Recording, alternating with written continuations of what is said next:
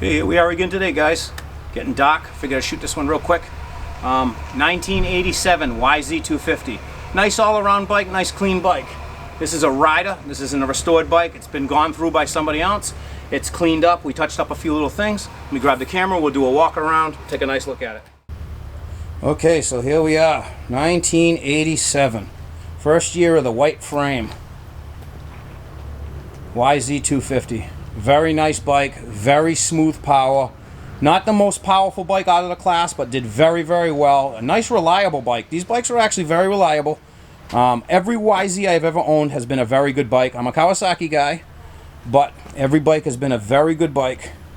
They've all handled well. They all ran well. I think a lot of them were slightly underpowered with like the high-end hit, but it had good low-end torque to it. They're nice bikes. So multiple years, when you're going to look at one of these, multiple years. This is the last year of this style in the 250. However, the 88 YZ125 would use some of these parts as well. So you could 86, 87, and 88 on the YZ125, 86 and 87 on the YZ250. The YZ250 and 87 had white shrouds, different stickers, and a white frame, gold rims. The 86 would have red shrouds, red frame, and look identical to this. So the red shrouds over here, different stickers, and the red frame would go around. Other than that, the bike's exactly the same. The seats, the back plastics, and so on. So the gold wheels and so on. So you could swap any one of these parts. So if you're looking at a bike and it looks like this, it's a 1986 or an 87. And if it's a 125, it could be up to a 1988.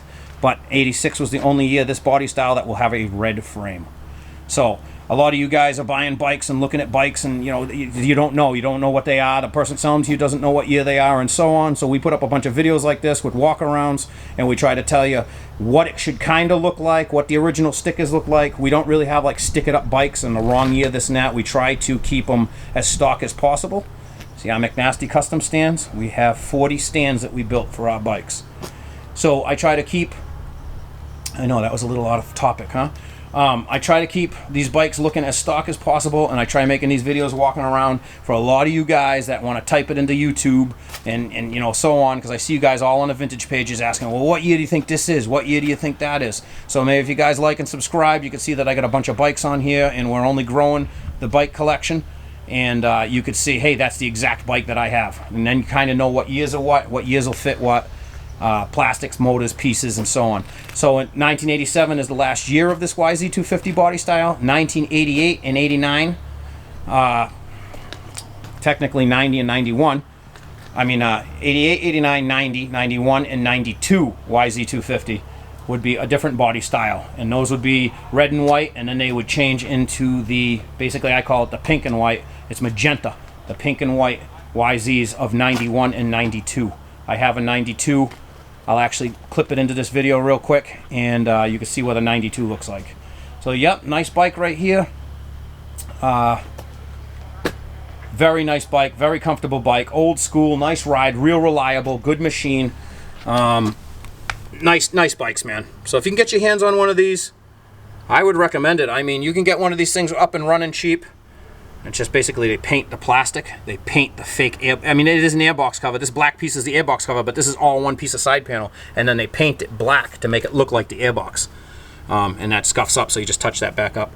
And old sprocket spectaculous, and so on.